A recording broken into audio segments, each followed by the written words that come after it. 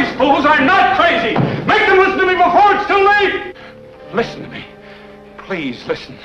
If you don't, if you won't, if you fail to understand, then the same incredible terror that's menacing me will strike at you!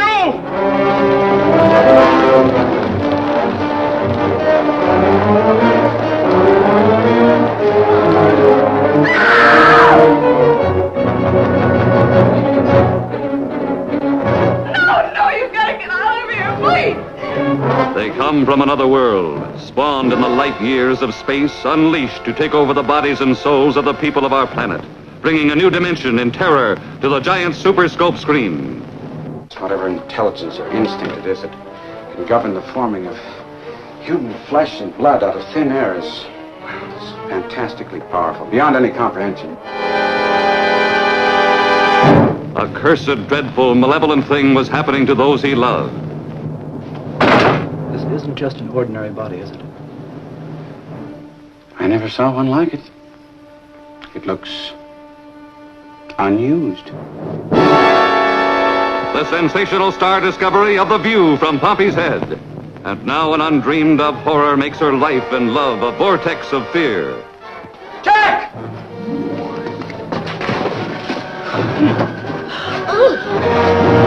Miles, where do they come from? I don't know.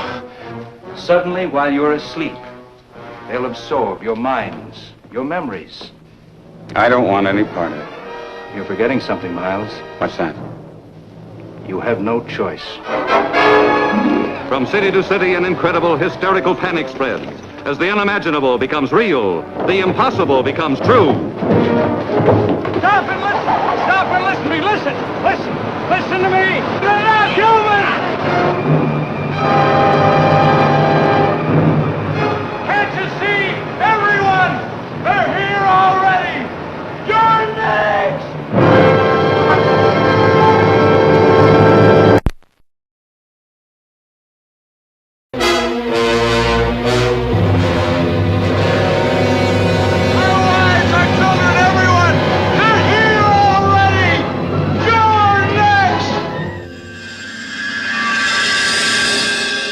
I think the whole concept is so paranoid that, someone who you think is your uncle or your dad or your, best friend isn't. And that idea, I think, is a very creepy idea, that they are someone that is sort of impersonating them, that is kind of a soulless being, that's taken their place. And that I think is, it's a great, great concept and great metaphor. He looks, sounds, acts, and remembers like Uncle Ira. Then he is your Uncle Ira.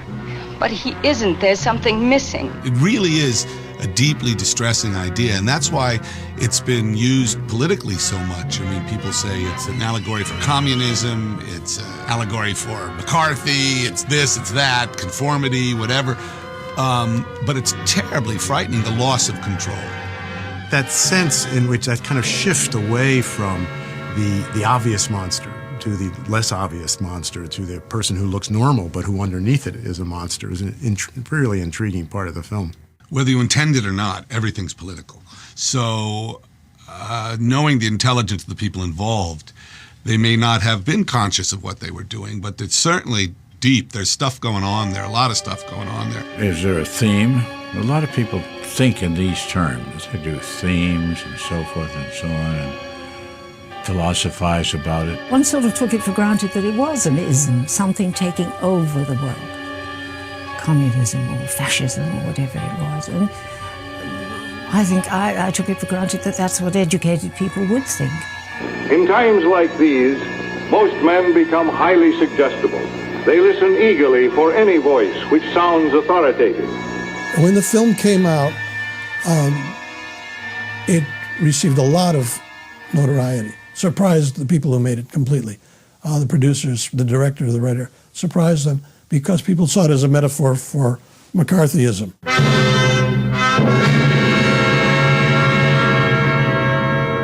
It doesn't always matter what the director or the people who made it think. It's really more important what the audience takes away from it. And in that context, at that time, that's what they thought. I am not and never have been a member of the Communist Party. You know, this was in the wake of the McCarthy hearings, where it was all about not just accepting what the government line that was laid down, to fighting against what you're being branded and just accepting what the powers that be say. There was a great fear, definitely, and usually when you read about the 50s, you read about the House Un-American Activities Committee, and you read about McCarthy and the Senate Internal Security Committee. I think that concept is a great concept, comparing it to McCarthyism and so forth. And your neighbor might be a communist and you don't know it, and that kind of thing. It has been said repeatedly that it's about McCarthyism. But in fact, it plays much better as a metaphor for socialism or communism, the kind of conformity and, everyone thinking as a whole, working as a whole, like an anthill. The idea of something coming from somewhere else and taking you over. And in the United States, probably the most terrifying thing is ideas. So, strange foreign ideas coming in and taking us over. So the movie speaks volumes about the 50s and the time in which it was made. Although Finney and Seigel and everyone involved said that was not their intention. Their intention was just to make a scary movie. I think the film has a kind of general message. And this is, I think, one of the reasons why the film has caused so much controversy. And people say, oh, it's anti-McCarthy, and other people say, no, it's anti-communist. It can be read both ways because, in fact, it's about something that cuts across that left-right distinction there, because it's really about the way in which people will just join a kind of mass mind. Now, that mass mind might be the faceless hordes of the Soviets and Soviet communism, or it might be American conformity, people just doing the same thing, not thinking for themselves. And I think that's really the deeper message of the film. It's about individualism in some way. Individualism versus the kind of oppressive, repressive power of the group. There was that, very white bread processed America being created in the Eisenhower era. I mean, literally, stuff that just said we'll all be the same, we'll all relax, we'll all look comfortable and have the same kind of lawns and houses and cars. And that was a scary idea, obviously, to people like Jack Finney. I thought the film was about Jack Finney's attack on conformity. Advertising agencies are always trying to get you to do something they think that will make your life better, and people fall in line. People are like sheep. They believe what they're told, politically and otherwise. And here it all was an invasion of the Body Snatchers. The primary impulse of this thing is to scare you, provoke you, and shock you when the lights come up to say there's work to do. Don't be complacent. Don't go to sleep. The term pod people has become generic for mindless, non-thinking zombies. And that came from this movie. What could be worse than to have your will, your emotions, your love, your passions stripped, and you're just a flesh puppet? You're a meat puppet. You're walking around, but you're gone. What seems to be the trouble, soldier? You look a little bit worried. It's because it's about this sense that there is a general view of things, and we sort of normally go along with that. Sometimes it's called tradition, sometimes it's called, the right way. And what the film says is that that general view might be wrong, and that if you stand apart from that, if you see it, you're a danger. And that idea is still with us. It's still, you look at, you watch television and you start feeling, boy, I better drive this car or go to this vacation place, or, I'm just not going to be, I'm going to be out of it. Each time I see it, I do see something different. I think about it in a slightly different way. And the reason I think about it in a different way is that I'm looking at it at a different point in time in my life and in history. And it's a film that has this kind of numinous possibility. It adapts, and you adapt to the film. A lot of films don't do that. They're made, and 3 years later, they look old. And whatever it is that they're saying at whatever level seems trite or forced. This movie never, even to this day, does not seem forced, and always carries with it a different context, historical and personal. It's a wonderful sight to behold.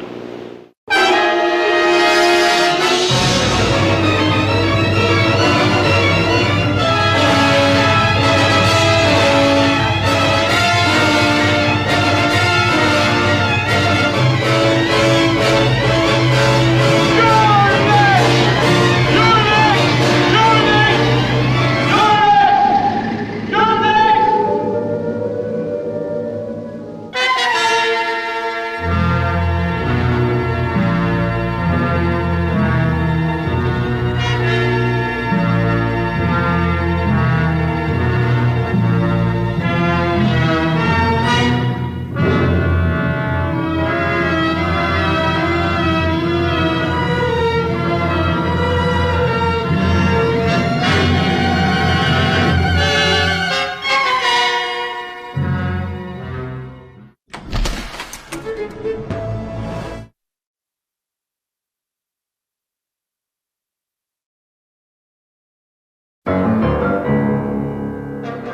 The original Invasion of the Body Snatchers was one of my favorite movies.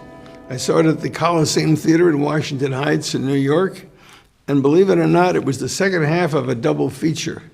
It wasn't even the major movie, it was the lower half of a double bill. Nobody gave any cognizance to this movie when it first came out.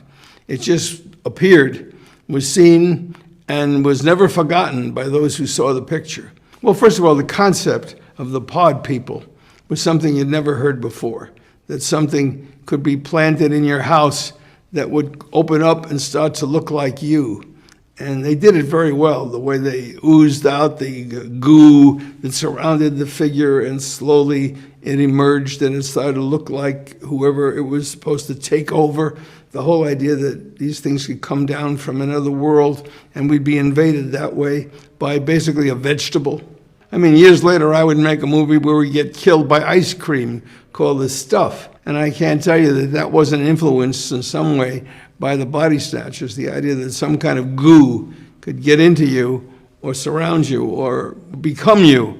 And in this particular picture, it was very original. There had never been anything like the pod people before in fiction that I knew of. When I saw that, it opened my eyes. I remember seeing the movie and sitting through it twice. Invasion of the Body Snatchers was not a particularly high-profile movie when it came out. I saw ads in the paper for it playing, but it was nowhere near my town. And so I didn't get to see the picture until it was on television, which was probably by around 1960. Well, when I was, 12 in 1960 or 13. So, yeah, it seemed to me to be a movie about people losing their humanity, and also, coincidentally, being taken over by aliens, which by that time was a fairly useful trope in movies. There had been a number of pictures, notably Invaders from Mars, which used the idea of people being taken over by other entities and looking like themselves, but not actually being themselves. And it seemed like a political movie to me, but I only later became aware of the controversy about, which side of the politics it was supposed to be, whether it was a left-wing movie or a right-wing movie. Don Seigel refused to enter into that kind of argument, and I think what's great about it is it can be read both ways. Oh, I don't know. When I saw the picture, I was so young and apolitical that it never would dawn on me that this was about subversion in the United States or communists eking out information or trying to take over a government. That never occurred to me when I first saw the picture. I actually had the paperback of Invasion of the Body Snatchers called The Body Snatchers, and it was a collection of all the episodes that were originally appeared in Collier's magazine as a serial, and he put it together as a Dell paperback. And so I had that. I had read that before I saw the movie. It was one of the best film-to-book transformations I've seen. Finney, I was interested in for other reasons. I mean, I used to read lots of science fiction short stories in the 50s, and by Sheckley and Bradbury and all these guys, and Finney was one of my favorites, and he had also written The Circus of Dr. Lowe, another book that I read long before I saw the movie. In fact, Kevin McCarthy and I went to visit Jack in, I think, Mill Valley, where he lived a couple of years after Inner Space. I think it was probably 88. And we drove up there, and Jack was, still there, living the kind of life that you would think that an author would live. He had this rustic kind of a place with a water wheel, and he was a very cool guy. He liked the movie, and he liked Kevin. Years later, I met Dana Winter at an editing room, and she was working on something, and so we got friendly and we talked about the picture. And she said, "It's amazing, I only worked on this movie for a few days in my whole career, out of all the movies I made at 20th Century Fox and other places, and that's the only picture anybody ever wants to talk about." Well, as I have said before, I have a feeling that Kevin McCarthy never thought that he would be best remembered for the 20 days he spent running around Allied Artists Studios and Sierra Madre making this picture. He'd done Chekhov, he'd done all sorts of plays, and he was, a pretty distinguished actor. And I think when this job came up, One, it was for Don Seigel, who he'd already worked with, and two, it was for Walter Wanger. And Walter Wanger was, at that time, a producer with a great track record. And so when Kevin got the chance to be the lead in this picture, it was something that was rare for him. He wasn't doing a lot of leads. He was doing second leads. And so, a starring role is a starring role. And he put his all into it, as he always did. And I remember seeing him on the Les Crane show in 1961. And it was a call-in show in New York, and people would call in, and all they would ask about was Invasion of the Body Snatchers. And he just seemed so perplexed. I mean, aren't you going to ask me about my Kurt Vonnegut play? No. What about those Body Snatchers? And he really came to embrace the idea that this really was going to be the picture that he was best known for. This picture has been remade every generation. There's something in it that speaks to us about people who look like one thing and are actually motivated by another. Operator. Hello, this is Dr. Bennell. This is an emergency. I want to talk to the Federal Bureau of Investigation in Los Angeles. Can you make them believe you? I've got it. Well, years later, I got an idea for Body Snatchers that wouldn't it be great if you had a Body Snatchers movie that happened on a military base? Because basically on a military base, everybody's a pod person. Nobody has any mind of their own. They're all supposed to do what they're told without asking any questions. Everybody's supposed to follow orders. There's a regimentation. There's everything that the pod people were trying to inflict on the human race in terms of strict obedience and regimentation.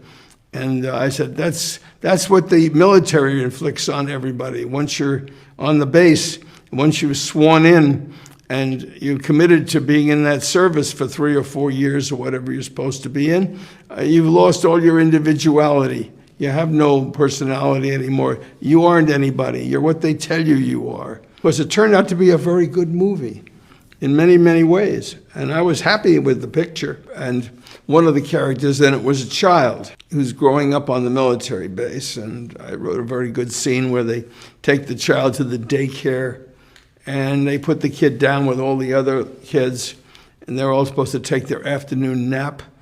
And of course, you know what happens when you take a nap in a Body Snatchers movie. Hey, slow down now. Look, school isn't as bad as all that. School isn't what upsets him, it's my daughter-in-law. He's got the crazy idea she isn't his mother. She isn't. Don't let her get me. Nobody's gonna get you, Jimmy. You could also say that idea of not trusting your family in a science fiction setting is pioneered basically by Invaders from Mars and It Came from Outer Space, movies in which aliens take people over to do their nefarious things. And this one fits in, but this picture is more sophisticated than those two movies. I mean, it's really it's a really well-written script by Dan Mainwaring. The characters make sense. They're very well cast. And there's a believability to it that I think was really important to everybody on the movie, was to try to not make it look like a special effects movie. And it does have special effects, but they're pretty modest. If I can use the term adult, it's kind of like an attempt to make an adult science fiction movie. And at the time, it was basically, these movies were made to appeal to juveniles. And not that this one didn't, but I think one of the reasons it didn't get as much play is because it was really, at heart, a more serious movie than a lot of the Earth versus the Flying Saucers kind of pictures that were, competing against it. Oh, I think there could be another Body Snatchers movie. I mean, with horror movies, they are always rising from the dead and coming back again, Certainly there's another way to do the pod people. People love the pod people. The fans love the pod people. The kids love the pod people. There's a unique number of ways to do this same subject.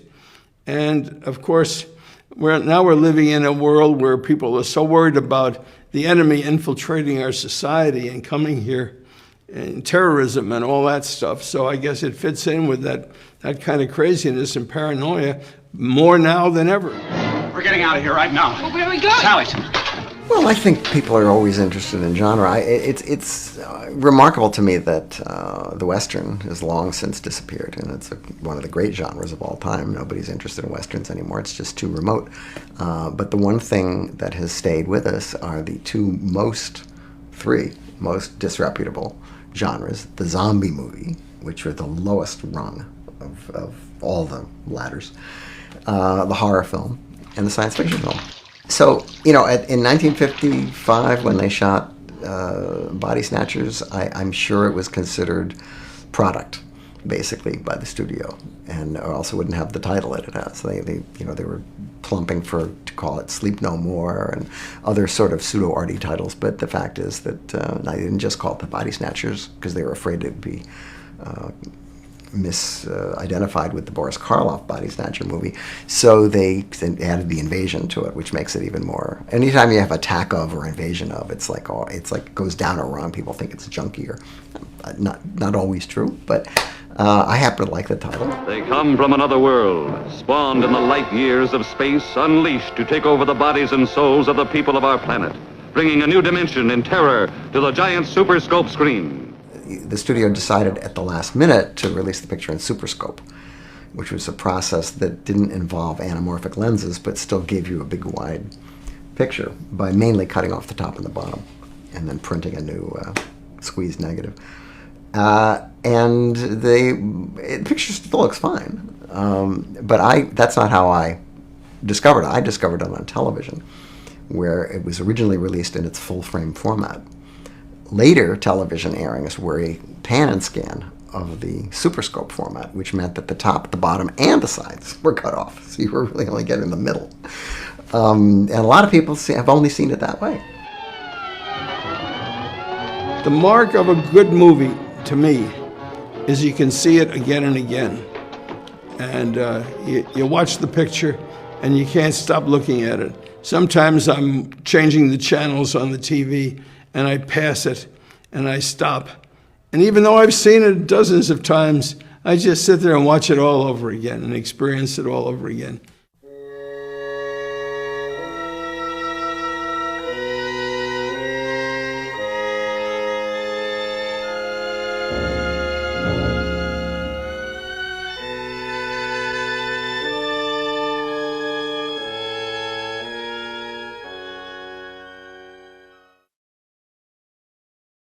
Well, if you've never heard of him, Walter Wanger was this fascinating producer. He was less known than his colleagues like David O. Selznick or Samuel Goldwyn or Darryl F. Zanuck, but he had an equally long career working alongside them. His career was kind of unusual in that he had a great rise to prominence in the industry and then a devastating fall involved in a shooting incident and actually went to jail and then had to build his career back up in the 1950s.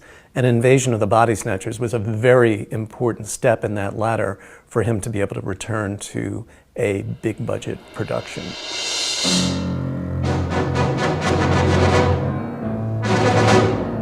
So Wanger had a very unusual background for a Hollywood producer. He was well educated. He was born in San Francisco to German Jewish emigres. When he goes to college, he gets into Dartmouth, and he's not a very good student. He gets really excited about the theater program there. They had just established a theater group for students, and so he kind of takes it over. He starts staging some of the latest plays. He wins a playwriting contest.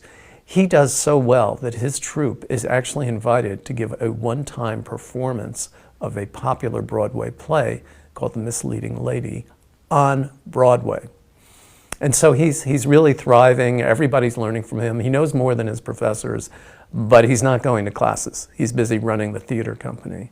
And so after a couple of years, the Dartmouth administration said, this neglect of academic responsibilities just can't continue. So he was actually dismissed from the school. Wanger came to be involved in the film industry in a very roundabout way. First of all, he was fascinated by movies and their power and influence. And he saw this firsthand when he was stationed in Italy during World War I, But he didn't directly come into the movies after World War I. He actually went back to Broadway, started producing plays. And during this period, the major studios in Hollywood, and this is the late teens now, had a practice where they would buy the rights to Broadway plays, produce them, actually pay to produce them on Broadway so that they would have the rights to make the screen adaptations. And so Wanger was approached by Jesse L. Lasky, who was then one of the executive heads of what would become Paramount Pictures. Lasky approached Wanger and said, I would like you to come work for us and help us figure out which plays we want to buy so that we can adapt them for Paramount. Now, Paramount at this time was the most powerful, was in the process of becoming the most powerful, biggest studio in the industry with vertical integration and so forth. So Wanger considered this offer and actually came back to Lasky the next day and said, you know what, I'd actually rather work on filmmaking. So Lasky hired him as his executive personal assistant, and for the rest of the 1920s, Wanger would be assisting him. He also rose to become an executive in his own right within the Paramount organization. He made suggestions like they should buy The Sheik for Rudolph Valentino. That turned out very well. So he built up this reputation of knowing properties, fitting them to great stars, and just knowing how to put together a good package. Before the shooting incident in December of 1951, Wanger had this astonishing career. He was certainly regarded as one of the most sophisticated, well-read figures in Hollywood. He was one of the most impeccably dressed figures in Hollywood. And he was also an industry leader in a variety of ways. Because of that propaganda experience he had had in World War I, he continued to argue that movies could be a force for social good and they could influence people's ideas. He even served as the Academy of Motion Picture Arts and Sciences president from 1939 to 1944. And at the height of that, he wowed everyone in Hollywood by persuading Franklin Delano Roosevelt to give a radio address to the Academy before one of their annual banquets. He was constantly publishing articles in the press about the importance of movies. He was on radio shows debating the impact of ideas and so forth. He was someone who was really trying to get the United States to take movies and their potential for international understanding and for general domestic improvement of everyone's life. Take the movies seriously. He was very famous and very attracted to the idea of making movies that were new and experimental in technique.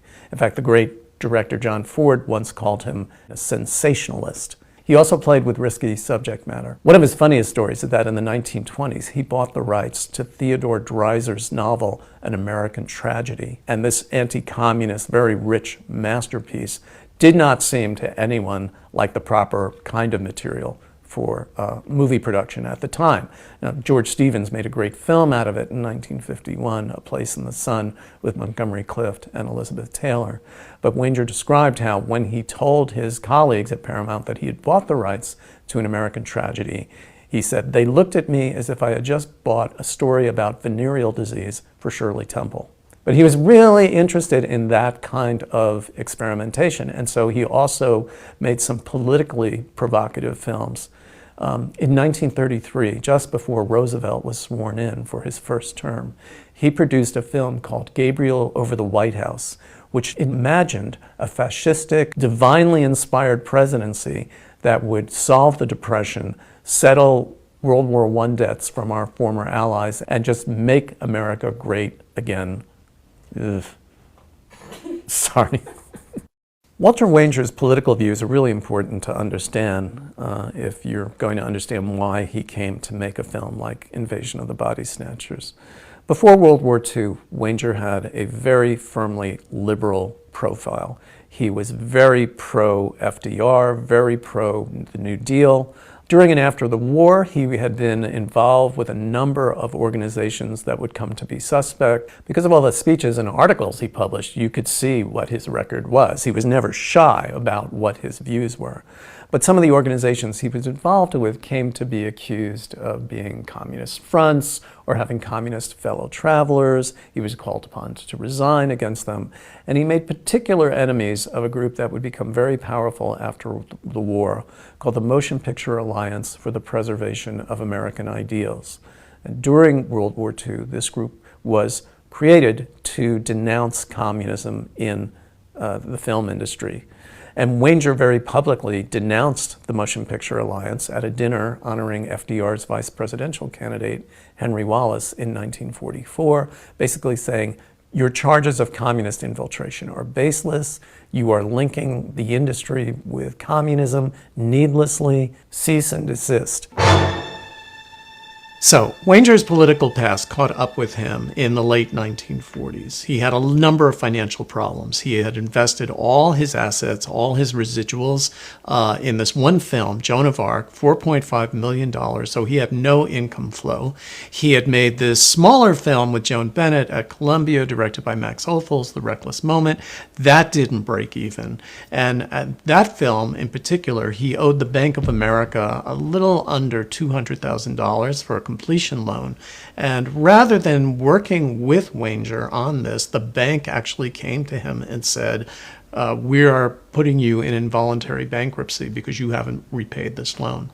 Now, one reason they did that was because Wanger had actually made a payment to one of his daughter's trusts that the bank thought they were entitled to.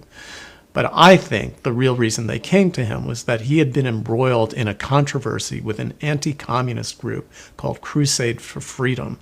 This was a group that was raising money to place transmitters and radio programming behind the Iron Curtain. And Wanger was honored to be asked to chair this campaign in the fall of 1950. But when he accepted that, Jack Finney, this state senator from California, who is a rabid anti-communist, I mean, this is a guy who made the University of California system have all its faculty and staff sign loyalty oaths.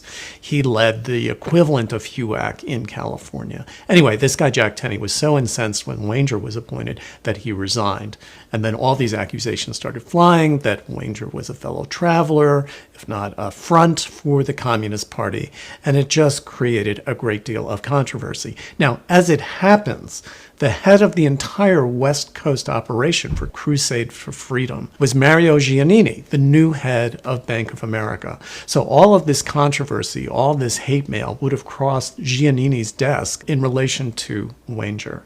And so there was actually a point where Wanger, a few months after the involuntary bankruptcy letter came, actually met with Giannini and tried to convince him. I mean, the words he used were like, I'm trying to convince him I'm not a narco-anarchist communist out to defraud the Bank of America directly from Moscow.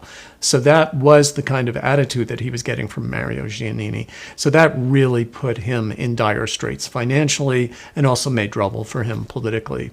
He was also vulnerable, I think, because during the 30s and even into the 1940s, he had hired some members of the Communist Party. Well, one in particular, John Howard Lawson, who sort of headed up the Communist Party chapter in Los Angeles. And I think those associations also worked against him at this time. So, one of the most famous episodes in Wanger's life is that mid-December 1951, he shot an MCA agent named Jennings Lang in the parking lot outside of MCA's offices in Beverly Hills. Now, this happened for a variety of reasons, but the most immediate reason was that Wanger suspected and corroborated the fact that Jennings Lang was having an affair with Wanger's wife, Joan Bennett, that had been going on for quite some time. But Wanger was also trying to arrange these deals. One of the things that fell through for him was a comeback for Greta Garbo that was going to be shot in Europe. So he's spending a lot of time in Europe trying to set things up. And according to Joan Bennett, she fell ill at some point. Jennings Lang was her TV agent. He'd also tried to help Wanger get into TV, and they became very close, and they started having this affair. And in fact, they would have rendezvous outside of Los Angeles, but they also used the apartment of an underling at MCA, a fledgling agent, Jay Cantor, who would later become a major player in Hollywood. And this whole scenario of Jay Cantor lending his apartment to his superior to have an affair with a star was the basis for Billy Wilder and I.A.L. Diamond's The Apartment. So Wanger has all these problems. He has no income flow. He's getting politically bashed around. His wife's affections are alienated. And out of all of these things, he seemed to feel the only thing he could actually do was do something about the affair. So on this afternoon in December, Wanger drives over to the MCA parking lot. He'd hired a private detective to confirm that Joan Bennett was having the affair with Jennings Lang. And he waited for 3 hours. He saw her convertible there. He waited 3 hours. They come back in the car. Jennings Lang helps Joan Bennett into her own car, and then Wanger just comes up with a .38 caliber pistol that he's issued. He's a deputy in the LA Sheriff's Office, and he fires the gun. And one shot goes astray, and the other shot hits Jennings Lang in his groin area. And of course, the Los Angeles media have a field day with this, that, Wanger has shot this guy right in the groin, which wasn't true. But in any case, this is what happened. And there was an attendant there. Wanger immediately surrendered. Fortunately, Jennings Lang was fine. He had to have the bullet removed, but he was playing tennis in a couple of weeks. He got divorced and he had more children. Wanger, meanwhile, wound up hiring Jerry Geisler, this great famous defense attorney, to try to get him out of a very serious charge of assault with intent to commit murder, which would have led to a sentence of up to 10 years. And so they concocted a plea of temporary insanity. Wanger threw himself on the mercy of the court. He was just convicted of assault with a deadly weapon. This meant he would spend 4 months in an honor prison 2 hours north of Los Angeles. But Wanger himself was kind of outraged that he was sentenced at all. He'd seen people get off of other crimes. He felt he was being treated unfairly. He felt he was isolated against the all-powerful MCA. This is a very symbolic moment, actually, when, for very personal reasons, Wanger shoots Jennings Lang. But the symbolism of an old-school Hollywood film producer shooting an agent is emblematic of the kind of power shifts that are going on in Hollywood. Because agents have always been around, but their real rise to prominence is in the 40s and the 50s.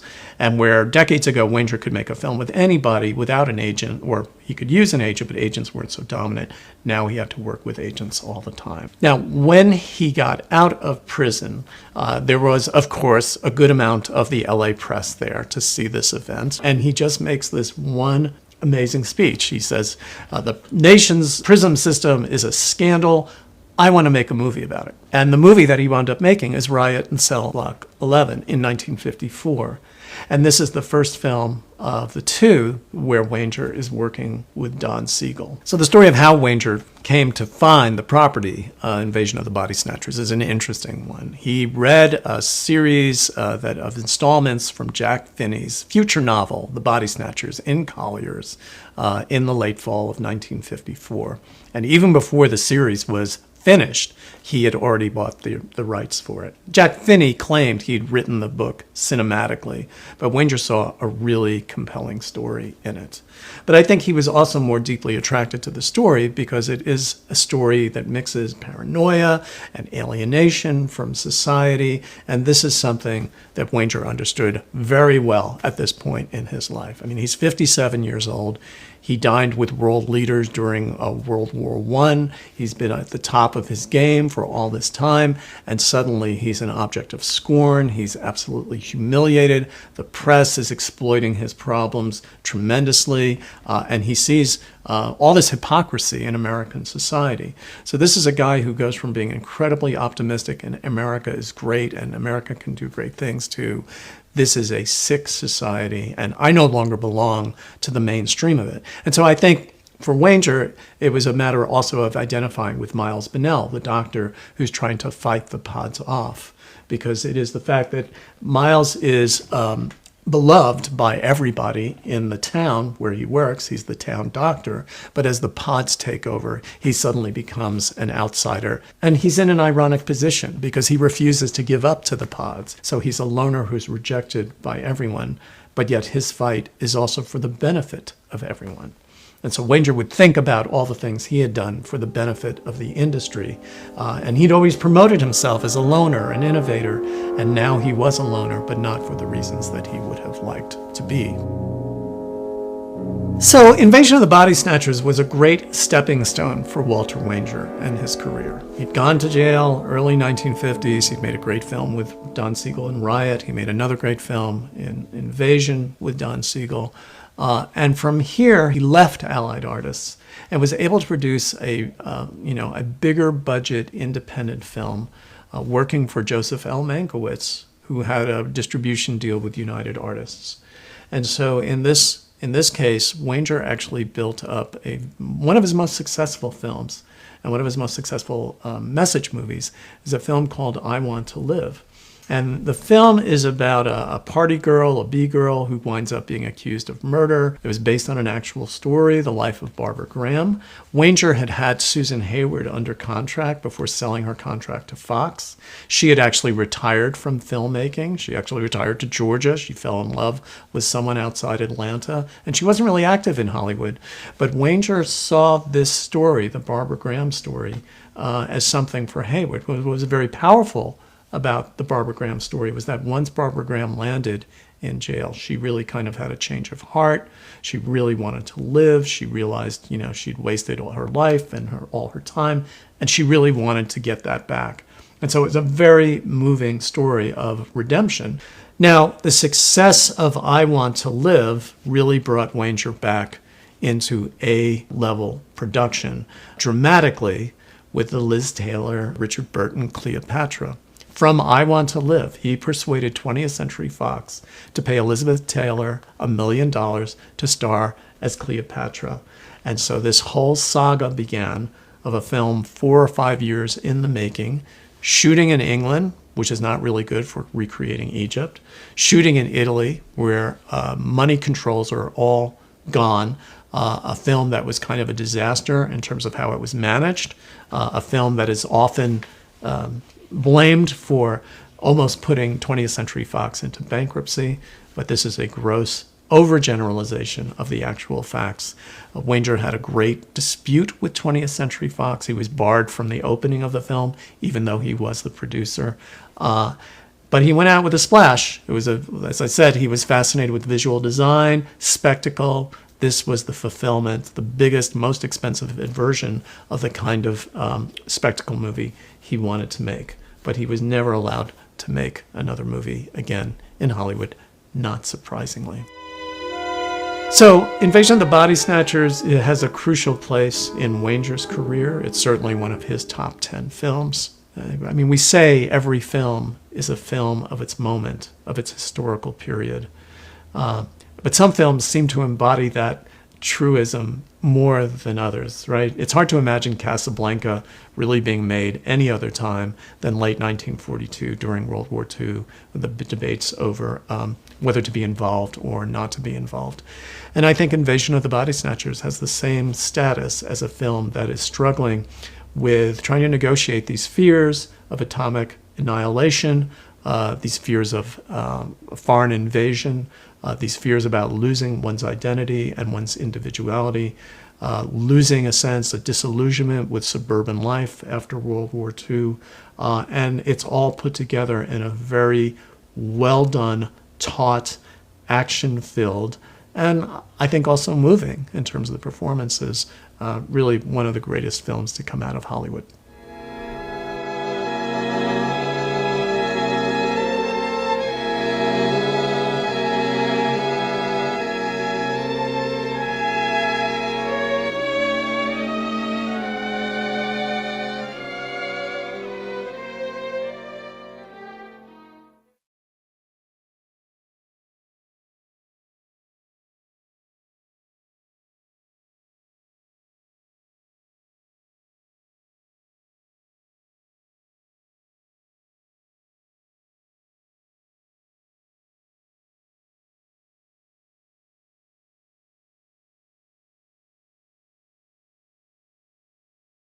Walter Wanger, the superb producer of Invasion of the Body Snatchers, discovered the story in Collier's magazine. It was written by Jack Finney.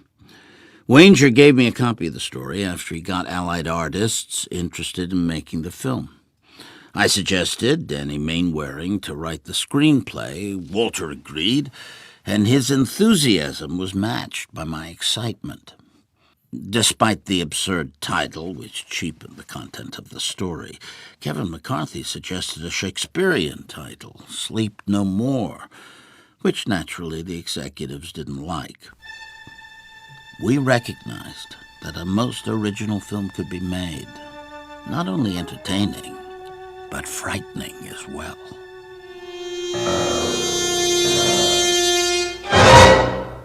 With Wanger's full blessing, Danny and I proceeded at once on the actual screenplay. Danny likes to work closely with the director, talking out a sequence, writing it, then showing it to me. Once we agreed on the pages, I would hand them over to Wanger. He usually liked our ideas and would make a few suggestions, which Danny would rewrite. Then we would plunge ahead to the next sequence. The story concerns alien beings taking over the bodies of humans. The aliens assume the exact likenesses of real people while gestating in pods. But these pods possess no soul, emotion, or culture. They exist like cows munching grass without a care plaguing them. They are incapable of love. Passion is unknown. They simply live, breathing, eating, sleeping. Danny and I knew that many of our associates, acquaintances, and family were already pods. How many of them woke up in the morning, ate breakfast but never read the newspaper, went to work, returned home to eat again, and went to sleep? Dr. Miles Bennett, played by Kevin McCarthy, discovers that the pod can't change into the likeness of a person as long as that person remains awake. Miles finds huge seed pods in Belichick's garden hothouse, which open up and release the likenesses of himself and Becky. My brilliant art director, Ted Hayworth, figured out a way of creating the pods that was simple and relatively inexpensive, around $30,000. The most difficult part was when the pods burst open, revealing exact likenesses of our leading actors. Naturally, they had to have naked impressions of their bodies made out of thin, skin-tight latex. Foaming soap bubbles would gradually disappear, revealing, yet still concealing, their entire bodies. Ted was worried about the executives' reactions to nudity. Me. You forget, Ted, that the top executives at Allied Artists are all pods. They couldn't care less about nudity, sex, or dirty words. They have no real feeling about anything. Hayworth. I hope the pods react as you say they will. To my astonishment, one of the executives hadn't changed into a pod yet. He called me into his office and flatly ordered that there were to be no naked people in an Allied artist picture. I noticed he looked sleepy. After playing innocent, pretending I didn't know what he was talking about, I rushed over to Hayworth and told him to make the impressions secretly. I was sure that before the impressions were made, this executive would have become a pod, too. Several notable things happened during the making of the picture, which took 19 days to shoot and cost under $300,000. One night I broke into Dana Winter's house and slipped a pod under her bed. By this time, the pods had become a scary, realistic, believable possibility to cast and crew. The next morning, when Dana found the pod, she was in a state of near hysteria.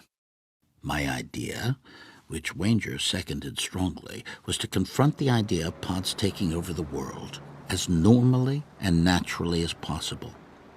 Obviously, in real life, if one were to say, "Look out, pods are about to take over," no one would take this preposterous notion seriously, and rightfully so. We therefore had the various characters in the picture, when first learning about the pods, pay little or no attention to this silly rumor. But when they were suddenly face to face with the monstrous horror, their reaction was startlingly frightening, as it would be in real life. Allied artists, bursting at the seams with pods, took Wanger's and my final cut and edited out all the humor. In their hallowed words, quote, horror films are horror films and there's no room for humor, unquote. I translated it to mean that in their pod brains there was no room for humor. The studio also insisted on a prologue and an epilogue. Wanger was very much against this, as was I. However, he begged me to shoot it to protect the film, and I reluctantly consented. The epilogue started with Miles being taken back to the town's hospital, trying to convince the incredulous psychiatrist, Whit Bissell, and the hospital doctor, Richard Deacon, of the pods taking over the world. An emergency case is brought in, whom the ambulance driver says was injured when a truck full of pods turned over. The psychiatrist looks at Miles, picks up the phone, and asks for the FBI. Oddly enough, in Europe and in the underground in America, Invasion of the Body Snatchers was shown with the prologue and epilogue edited out. Like this, it was known as the Seigel version. Well, it's a version of The Stranger in Your Lover's Eyes, isn't it? It's the idea that people that you know aren't who you think they are. It's that which you love most and care about the most remains externally everything you know, but in fact internally has become something else. My mother and father met at Warner Brothers in late 1940s. It was, I think, my father's second or third picture as a director, not a second unit director. The film was Night Unto Night. It starred Ronald Reagan. It was my mother's, I think, first or second picture. They fell in love almost immediately, and they got married, if I'm correct, somewhere around 1948, 1949. It took a while for them to produce me, and interestingly enough, in the period prior to my being produced, the marriage clearly started to fall apart. My mother started going to New York to be in plays, and in doing so, she met my stepfather, George Tabori, and at the same time, there was a kind of disengagement from my father. So I get born. My mother gets now another offer. I think it was a play with Edmund O'Brien. And off she goes to New York. And that's it. It must have been painful. No question about that it was painful, the divorce from my mother, because he loved her. He had a child with this woman. Oh, I'm sorry. So was I. I wanted it to work. I can only imagine that an American audience watching this movie in 1956 may not have had a divorce in their family, but certainly knew that this was sort of part now of the American landscape. So I think it was kind of normal. It may not be normal in the way it is for us now, but I think it was normal. I think that he must have been intrigued by having characters who were divorced because they felt contemporary and they felt close to his own experience. We have this phenomena taking place in which these good people remains externally exactly who they say they are, but they actually become somebody else. I think we all fear it all the time. I think we rarely know who we're talking to. I think we all have experienced that people that we've vested in, it's not that they've really become somebody else. It's that we've often, investing in them, have decided to make them one thing, and then they're not that. They exhibit aspects that betray this vision that we have for them. And we feel betrayed and frightened, because they hold secrets, they hold knowledge of us. And clearly, my father would have been bringing his own experience to it because he was a member of the divorce club. We're in a world where everybody is paranoid and everybody is feeling anxiety and tension. And though there may be times in history when that isn't true. I don't know what they are. I mean, what time's been okay? None of them have been okay. There is never a moment of security. Everything is topsy-turvy and nothing lasts. But of course, American society is predicated on a kind of fantasy that things turn out well and that there's stability. This is the whole middle-class dream. And of course, there is no real stability. So a movie that says everything you think you know, you're in a safe community with middle-class white people, in an agrarian community in which everybody knows each other and nobody has to lock the back door, guess what? You're not safe at all. It's all false. Help! Help! Help! That's a great premise, and I think it never stops because it goes right to our nightmare. Stop acting like a fool, Miles, and accept us. No.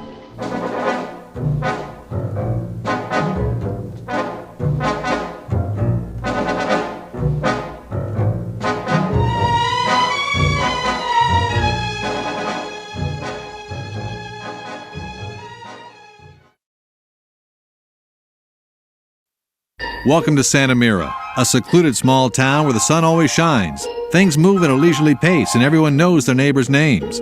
It's an ideal place to live, or at least it was until the pods arrived and people started behaving strangely. But don't bother looking for Santa Mira on any map because it doesn't exist, except for in the minds of the filmmakers who created Invasion of the Body Snatchers.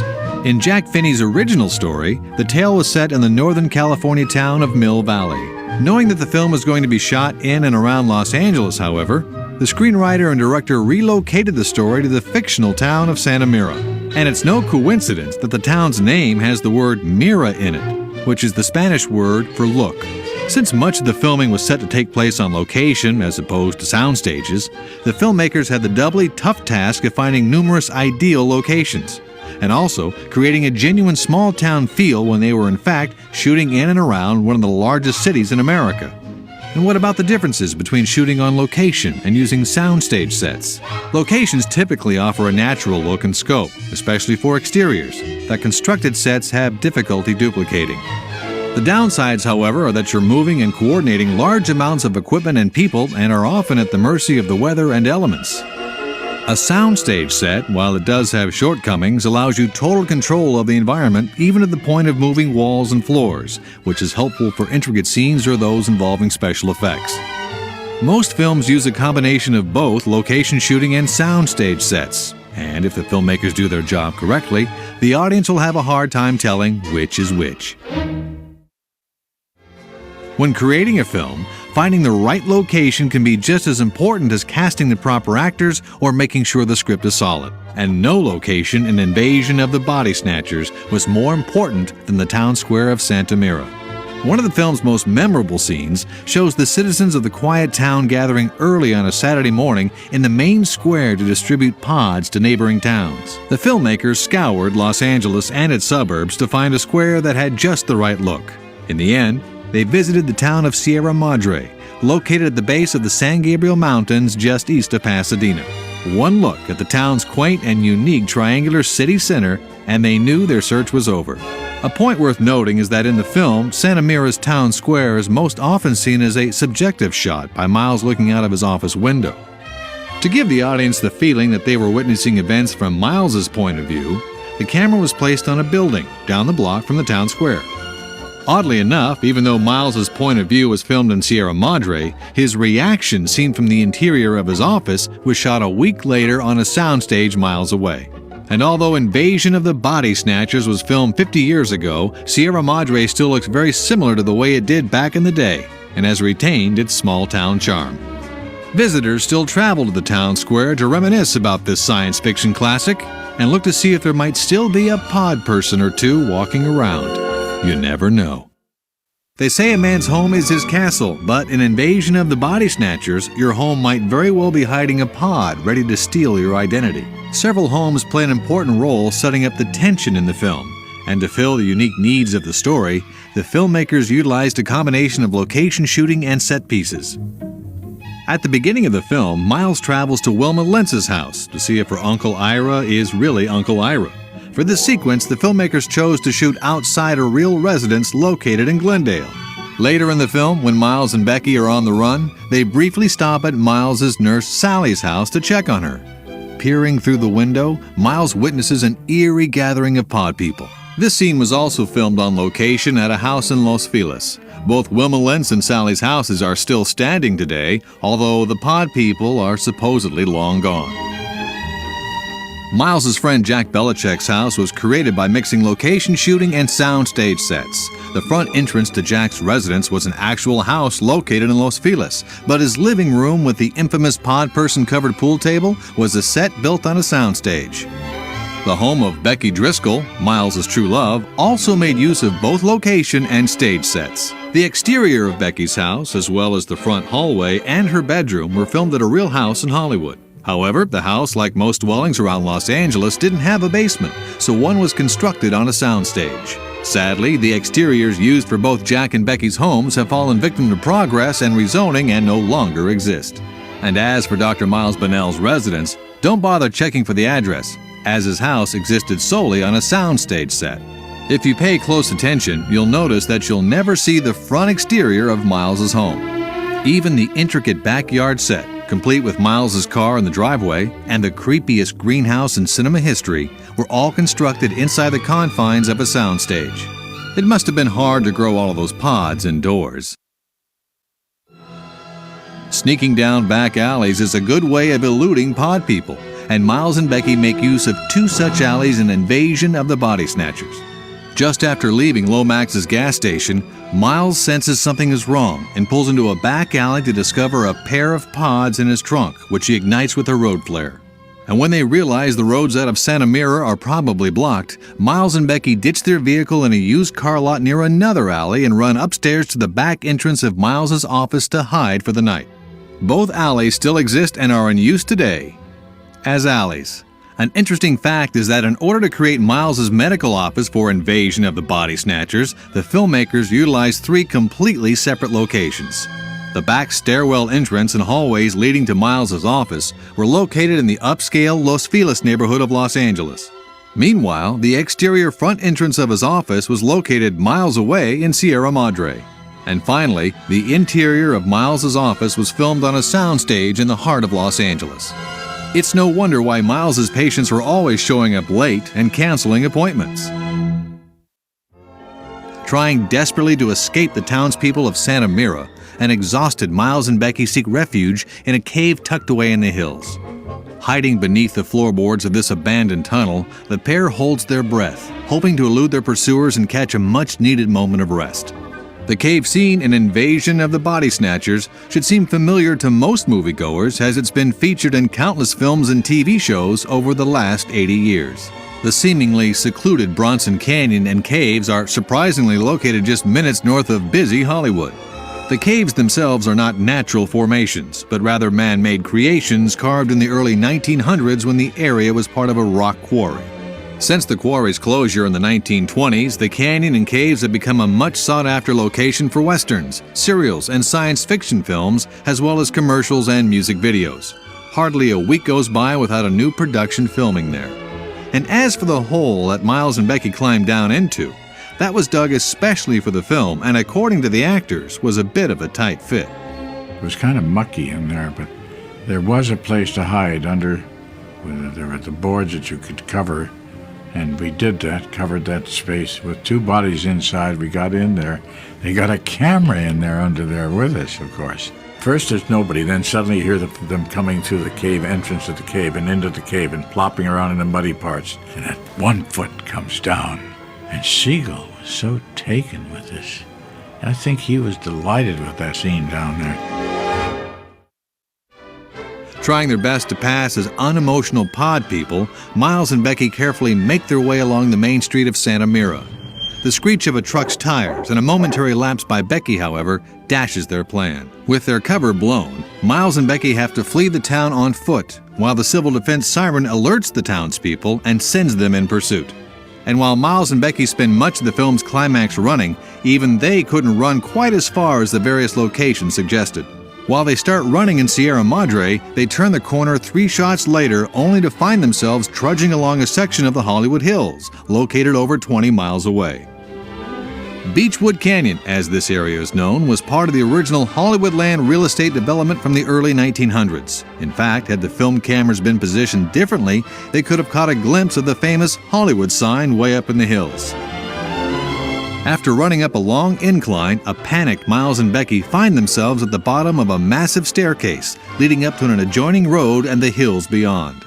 This 150-step staircase, which still exists today, would give a regular athlete a workout, let alone a pair of actors who had to run up and down the stairs take after take after take. Climb up those stairs on Beechwood. Oh, golly, that was tough. And Seigel devised a platform that he'd somehow get the grips to get him up the steps, moving up as we're moving up. He's just above us and seeing us coming up the steps. And it was so exhausting, all that running.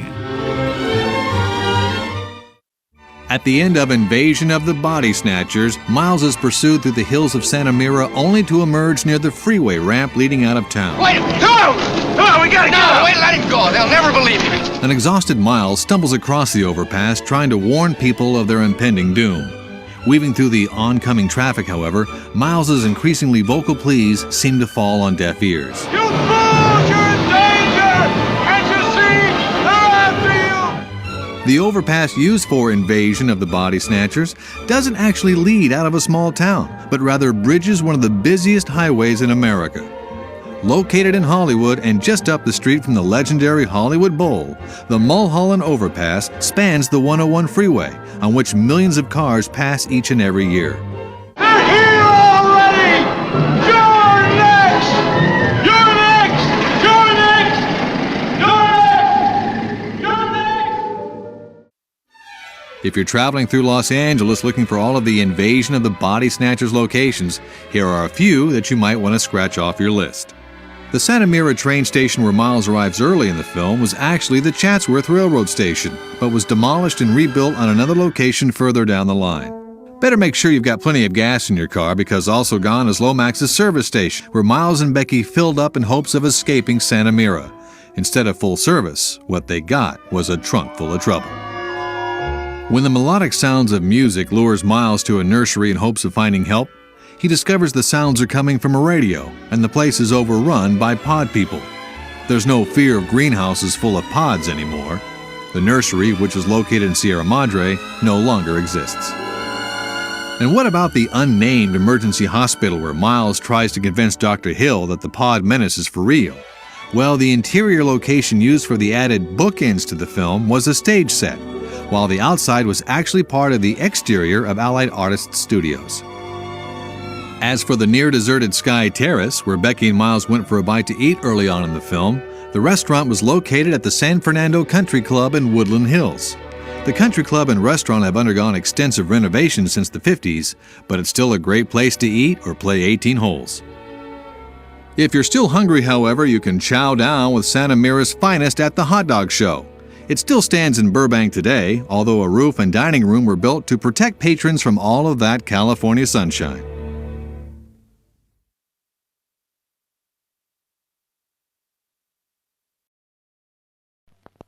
Will you tell these fools I'm not crazy? Make them listen to me before it's too late! Listen to me. Please listen. If you don't, if you won't, if you fail to understand, then the same incredible terror that's menacing me will strike at you!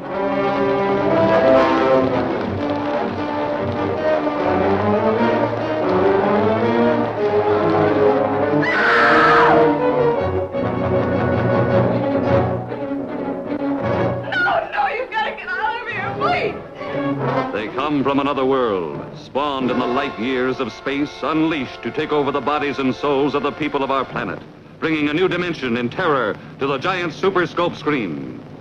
Whatever intelligence or instinct it is that can govern the forming of human flesh and blood out of thin air is fantastically powerful, beyond any comprehension. A cursed, dreadful, malevolent thing was happening to those he loved. This isn't just an ordinary body, is it? I never saw one like it. It looks unused. The sensational star discovery of The View from Pompey's Head. And now an undreamed of horror makes her life and love a vortex of fear. Jack!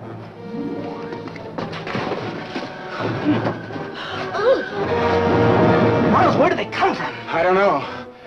Suddenly, while you're asleep, they'll absorb your minds, your memories. I don't want any part of it. You're forgetting something, Miles. What's that? You have no choice. From city to city, an incredible hysterical panic spreads. As the unimaginable becomes real, the impossible becomes true. Stop and listen! Stop and listen to me! Listen! Listen! Listen to me! They're not human!